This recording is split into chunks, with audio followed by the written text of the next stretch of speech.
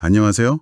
오늘 우리가 같이 깊이 파고 들어볼 자료는 선지자 요한과 쉼의 초대라는 제목으로 보내주신 마태복음 11장이에요. 네, 이걸 보내주시면서 이 한 장 안에 담긴 감정의 롤러코스터 같은 흐름이 특히 흥미롭다고 하셨잖아요. 맞아요. 저도 읽어보면서 정말 공감했어요. 이게 감옥에 갇힌 선지자의 그 절박한 의심으로 시작하잖아요. 네, 그렇죠.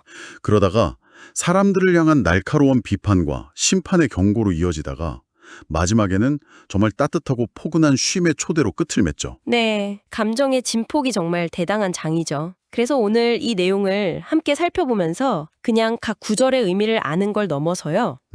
이 극적인 흐름이 우리에게 뭘 말해주고 있는지 여기에 좀 집중해 보려고 해요. 신념과 의심의 그 경계선이라던가 네네. 예수와 세례 요한이라는 두 인물의 대조적인 모습, 그리고 이 모든 경랑 끝에 제시되는 진짜 쉼이란 과연 무엇인지 그 핵심을 한번 파헤쳐 보시죠. 좋습니다. 그럼 바로 시작해 볼까요? 첫 장면부터 정말 강렬해요. 네, 광야에서 회개를 외치던 그야말로 불같은 선지자 세례 요한이 지금은 차가운 감옥에 갇혀 있어요. 그러면서 제자들을 예수에게 보내서 묻게 하죠. 오실 그이가 당신이 맞습니까? 아니면 우리가 다른 일을 기다려야 합니까? 이 질문이 참 저는 이 질문을 읽을 때마다 마음이 좀 복잡해져요. 예수의 길을 예비한다고 자기 인생을 다 바쳤던 사람이잖아요. 그렇죠. 그런데 정작 그 당사자를 의심하고 있는 이 상황, 이걸 어떻게 봐야 할까요? 정말 중요한 지적이에요. 흔히 이걸 그냥 요한의 믿음이 약해진 증거라고만 보는데, 네, 저도 그렇게 생각하기 쉬웠어요. 근데 저는 그거보다는 요한이 가졌던 기대랑 예수님의 실제 모습 사이의 충돌로 보는 게 더 정확하다고 생각해요. 아, 기대와 실제의 충돌이요? 네, 요한은 심판의 도끼를 들고 와서 악을 막 쓸어버릴 그런 강력한 메시아를 선포했거든요. 맞아요, 그랬죠. 그런데 예수님은 병자를 고치고 가난한 자들이랑 식사하고 죄인들이랑 어울리고 있어요. 그러니까 요한의 입장에서는 그렇죠. 내가 생각했던 그림이랑 너무 다른데? 이게 맞나? 하는 근본적인 질문이 생길 수밖에 없었던 거죠. 그러니까 단순한 나약함이 아니라 자신의 신념과 현실 사이의 괴리에서 오는 진지한 고뇌였군요. 바로 그거죠. 그러고 보니 예수님의 대답도 참 독특해요. 그래, 내가 맞다 하고 시원하게 대답해주면 좋을 텐데 그렇게 안 하잖아요. 네, 예수님의 답변 방식이 이 단락의 핵심이에요. 직접적인 확답 대신에 너희가 가서 듣고 보는 것을 요한에게 알려라 하고 말해요. 그러면서 이사야서의 예언이 성취되고 있는 현장을 묘사하죠. 맹인이 보고 못 걷는 사람이 걸으며, 네, 나병 환자가 깨끗해지고 네, 죽은 자가 살아나고 가난한 자에게 복음이 전파된다. 한마디로 나를 말로 판단하지 말고 내 행동과 그 결과, 즉 내 일을 보고 판단하라는 거예요. 결국 증명은 말로 하는 게 아니라 행동으로 하는 것이다 라는 메시지가 처음부터 강력하게 등장하는 거네요. 정확합니다. 그런데 마지막에 덧붙인 말 있잖아요. 누구든지 나로 말미암아 실족하지 아니하는 자는 복이 있도다. 이 말은 마치 흔들리는 요한을 부드럽게 격려하는 것처럼 들리기도 해요. 맞아요. 굉장히 섬세한 표현이죠. 실족하다는 게 걸려 넘어지다는 뜻인데 여기서 걸림돌은 바로 사람들이 가진 메시아에 대한 고정관념이에요. 고정관념이요? 네. 예수님은 네가 기대했던 모습과 내가 다른 것, 그 차이 때문에 나를 의심하고 믿음에서 넘어질 수 있다는 걸 안다. 하지만 그 걸림돌에 걸려 넘어지지 않는다면? 그게 바로 복이다 라고 말해주는 거죠. 요한의 의심을 비난하는 게 아니라 그 의심의 근원을 이해하고 그걸 넘어설 수 있도록 격려하는 아주 따뜻한 답변인 거예요. 와, 요한의 제자들이 떠나고 나서 분위기가 또 한 번 바뀌어요. 네. 예수님이 이번엔 남아있는 군중을 향해서 요한에 대해 이야기하기 시작하는데요. 저는 이 부분이 정말 감동적이었어요. 그렇죠. 방금 전까지 자신을 의심했던 사람인데 그 사람이 없는 자리에서 흉을 보는 게 아니라 오히려 그를 최고로 높여지잖아요. 맞습니다. 너희가 무엇을 보려고 광야에 나갔더냐? 바람에 흔들리는 갈대냐? 이 질문들 속에는 네. 당시 사람들이 그냥 기적이나 구경거리를 쫓아다니는 그런 피상적인 태도에 대한 질책이 담겨 있어요. 그러면서 너희가 본 요한은 그런 시시한 존재가 아니다. 그는 선지자보다도 더 나은 자다라고 선언하시죠. 그리고는 여자가 낳은 자 중에 세례 요한보다 큰 이가 일어나며 없도다라는 그야말로 최고의 찬사를 보내고요. 네, 최고의 찬사죠. 잠깐만요. 근데 이 부분은 좀 혼란스러워요. 방금 요한을 여자가 낳은 자 중에 가장 큰이라고 극찬해놓고 바로 다음 문장에서 그러나 천국에서는 극히 작은 자라도 그보다 큰 이라라고 말하잖아요. 아, 네. 그 부분, 이건 모순 아닌가요? 칭찬했다가 바로 깎아내리는 것처럼 들리기도 하고요. 아주 날카로운 질문이에요. 많은 분들이 이 구절에서 혼란을 느끼죠. 근데 이건 요한 개인의 인격이나 위대함을 깎아내리는 말이 아니에요. 아, 그런 게 아니에요? 네, 여기서 핵심은 시대의 전환입니다. 시대의 전환. 요한은 율법과 선지자로 대표되는 옛 시대의 정점이자 마지막 인물이에요. 그 시대 안에서는 가장 위대한 사람이 맞아요. 하지만 예수로 인해 시작된 하나님 나라, 천국이라는 새 시대는 질적으로 완전히 다른 차원이라는 거죠. 아하. 그래서 이 새 시대에 속한 사람은 비록 가장 작은 자라 할지라도 요한이 누렸던 것보다 훨씬 더 큰 은혜와 계시의 시대 속에 살아가기 때문에 더 크다고 말하는 거예요. 아, 개인의 역량 비교가 아니라 그가 속한 시대적 패러다임의 차이를 말하는 거군요. 바로 그겁니다. 아하. 요한은 옛 시대의 마스터키였고 이제 새로운 문이 열렸다는 의미로요? 그러고 보니 바로 다음에 나오는 구절도 천국은 침노를 당하나니. 네, 침노하는 자는 빼앗느니라.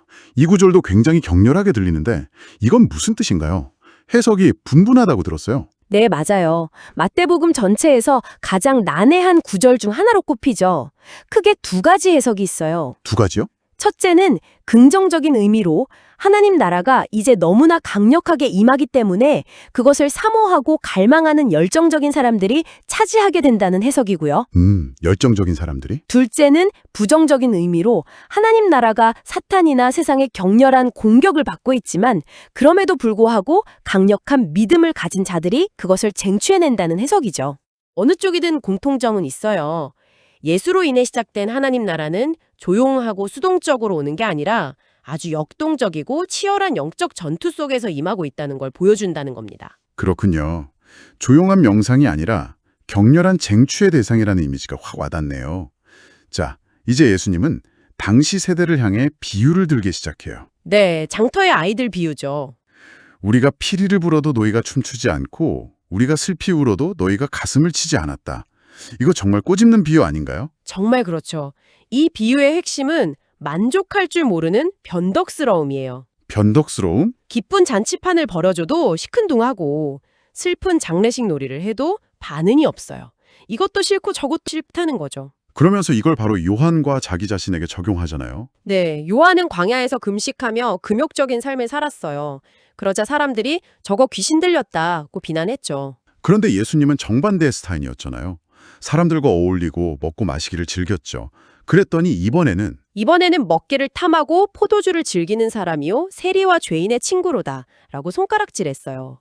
와, 금욕적으로 살아도 비난, 개방적으로 살아도 비난. 네, 결국 메시지의 내용이 아니라 그냥 자기들 마음에 안 들면 어떻게든 트집을 잡는 세대의 모습을 정확히 꿰뚫어 본 거죠. 그 말씀은 이 장 전체를 관통하는 주제 같네요.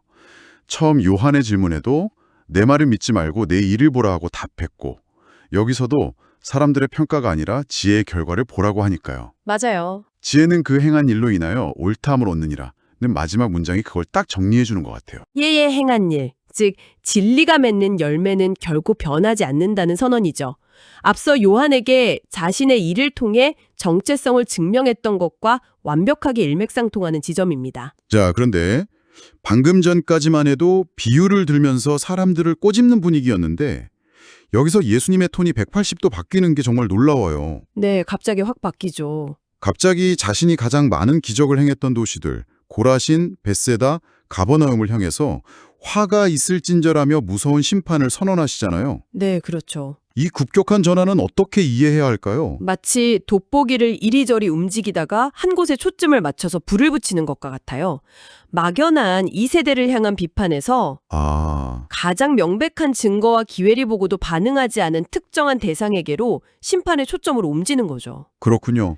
여기서 중요한 논리는 특권에 따르는 책임입니다. 특권에 따르는 책임. 네, 예수님은 이 도시들에서 행한 기적들을 저 이방 도시인 두로와 시돈, 심지어 악의 대명사인 소돔에서 행했다면 그랬다면 그들은 벌써 회개했을 거라고 말씀하세요. 와, 단순히 나쁜 짓을 해서가 아니라 엄청난 은혜를 받고도 아무것도 하지 않은 그 무반응이 더 큰 죄라는 지적이네요. 바로 그겁니다. 이건 좀 섬뜩하게 들리는데요. 우리에게도 시사하는 바가 큰 것 같아요. 네, 빛이 강할수록 그림자도 짙어지는 법이죠. 가장 큰 권능을 목격한 자들에게 가장 큰 책임을 묻는 것은 어찌 보면 당연한 논리입니다. 이건 오늘을 살아가는 우리에게도 질문을 던져요. 우리가 당연하게 누리고 있는 수많은 기회와 지식 그리고 은혜에 대해서 우리는 과연 합당하게 반응하고 있는가 하는 점이죠. 모르는 것이 죄가 아니라 알고도 행하지 않는 것이 더 큰 문제라는 경고네요. 맞습니다. 그토록 준엄한 심판의 메시지 바로 뒤에 또다시 믿을 수 없는 전환이 일어나요. 네, 정말 극적이죠. 마치 청중을 향한 경고에서 돌아서서 혼잣말처럼 하늘을 향해 기도하는 느낌이랄까요? 네, 그런 느낌이에요. 천지 주제이신 아버지여, 이것을 지혜롭고 슬기 있는 자들에게는 숨기시고 어린아이들에게는 나타내심을 감사하나이다. 이 갑작스런 감사의 기도는 뭘 의미하는 걸까요? 이 극적인 전환이야말로 마태복음 11장의 백미라고 할 수 있어요. 앞서 책망받았던 도시들의 모습이 바로 스스로 지혜롭고 슬기 있다고 여기는 사람들의 모습과 겹쳐져요. 그렇군요. 그들은 자신들의 지식과 경험, 종교적 기준으로 모든 것을 판단했기 때문에 예수의 일을 보고도 받아들이지 못했죠. 반면에 어린아이들은 네, 어린아이들은 그런 선입견 없이 마음을 열고 겸손하게 받아들이는 사람들을 상징합니다. 진정한 영적 깨달음은 지적 능력이 아니라 마음의 태도에 달려있다는 깊은 통찰이죠. 그리고 마침내 이 장의 클라이맥스이자 보내주신 자료에서 가장 관심이 많다고 하셨던 바로 그 구절이 등장합니다. 네. 수고하고 무거운 짐진 자들아 다 내게로 오라 내가 너희를 쉬게 하리라. 이 초대가 왜 그토록 깊이 다가오는지 아세요? 왜 그럴까요? 이는 사람들. 심판의 경고 앞에 두려워 떠는 도시의 사람들. 그 모든 사람들? 네, 이 모든 수고하고 무거운 짐 진 자들을 한꺼번에 품어 안는 부름인 셈이죠. 의심과 비난과 심판의 폭풍우가 몰아친 뒤에 마침내 안전한 항구를 보여주는 것과 같아요. 그런데 그 쉼의 방식이 또 역설적이에요. 보통 쉼이라고 하면 모든 짐을 내려놓는 걸 생각하는데 예수님은 나의 멍에를 메고 내게 배우라고 하시잖아요. 맞아요. 짐을 벗겨주는 게 아니라 다른 멍에를 지우는 거라니 이게 어떻게 쉼이 될 수 있는 거죠? 바로 그 지점이 핵심입니다. 재미있는 점은 당시 유대인 청중에게 멍에란 율법의 멍에, 즉 613개나 되는 율법 조항들을 지켜야 하는 무거운 종교적 의무를 의미하는 관용구였다는 거예요. 율법의 멍에? 네, 사람들은 그 멍에 아래서 신음하고 있었죠. 그런데 예수는 내 멍에는 쉽고 내 짐은 가볍다고 말해요. 네. 이건 단순히 내 방식이 더 편하다는 걸 넘어서 당시 종교 시스템의 근간을 뒤흔드는 굉장히 도발적인 선언이었어요. 와, 율법주의의 무거운 짐을 나와의 인격적인 관계를 통한 가벼운 짐으로 대체하겠다는 거죠. 와, 그 배경을 알고 나니 의미가 완전히 다르게 들리네요. 무거운 율법의 멍에를 가벼운 관계의 멍에로 바꿔주겠다는 선언이었군요. 정확해요. 그리고 멍에는 보통 두 마리의 소가 함께 매잖아요. 네. 경험 많은 어미소가 아직 미숙한 새끼소와 함께 멍에를 메고 밭 가는 법을 가르쳐주는 역할을 하죠. 예수께서 나의 멍에를 메라고 할 때는 바로 그 어미소의 역할을 자처하시는 거예요. 내가 혼자 지고 가려는 그 인생의 짐, 그 무거운 멍에를 내려놓고 이제 나와 함께 멍에를 메자. 내가 옆에서 이끌어주고 가르쳐줄게. 그러면 그 짐이 가벼워지고 멍에가 쉬워질 거야. 와, 그런 초대였군요. 네.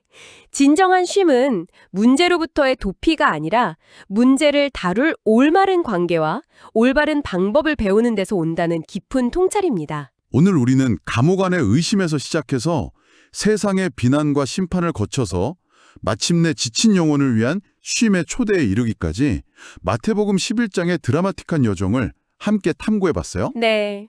정말 한 편의 드라마 같네요. 맞아요. 이 한 장의 글은 우리에게 여러 가지를 생각하게 만들어요.